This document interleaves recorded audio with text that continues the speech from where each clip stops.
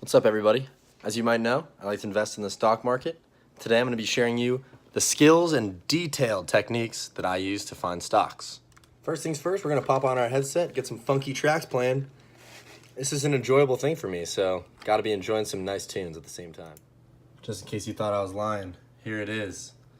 Follow me on Spotify. Alright, so when I'm looking for a new stock, I'm usually going to head on over to YouTube first. And I've got 3 channels I like in particular. Financial Education. This guy does a lot of news. I don't really respect his opinion all that much, but he's always up to date. Learn to Invest. This guy's a very safe investor, likes dividends, and really goes super in depth. As you can see, he doesn't have a lot of viewers on his videos, so he really puts in a lot of care and always answers you in the comments. And this guy, Sven Carlin, he's a real genius. This guy spends all day reading about the stock market, and he's a very technical investor. You're never really going to go wrong, at least hearing out his advice. Here's an example of a time where a video actually got me to buy a stock. So the video didn't do it by itself. I watched the video and took what Jimmy had to say into account, and then I Googled weed companies and picked my favorite ones. And then after I had that list compiled, I Googled their market capitalization and their projected growth in kilograms in the year 2020, because they're all ramping up their production. And I came up with a list. So here's the list that I compiled. And I basically just took this as their market cap, and this is their projected growth in thousands of kilograms in 2020. And then I just, in my head, divided them out. And then I crossed out Kronos Group, Tilray, Canopy Growth. And then these are the other players that I left on the list.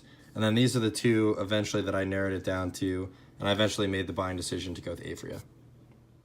Now remember, guys, nobody's forcing me to do this. I'm enjoying reading about all this stuff and really getting a firm grasp for what's going on in the business world.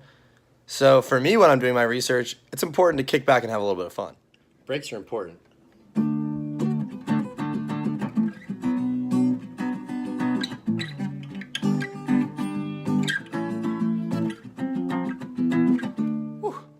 Now that I got the groove out of my system, I can get back into my investing research. I've got assets in all kinds of areas. I'm all in. Sometimes it pays to play.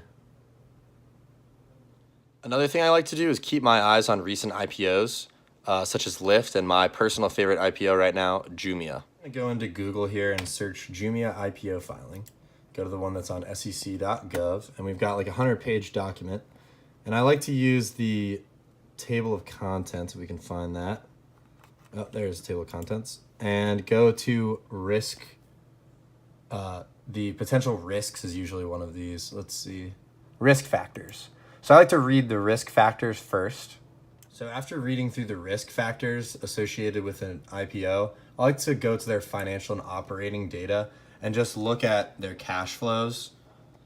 And obviously it's important to take a lot of things into consideration when looking at an IPO, because, you know, Jumia is an e-commerce company that's in Africa. So they're a brand new tech startup. They're going to be losing money for the foreseeable future. So you can't really just look at things like profit and say, oh, this isn't a profitable company, it's junk.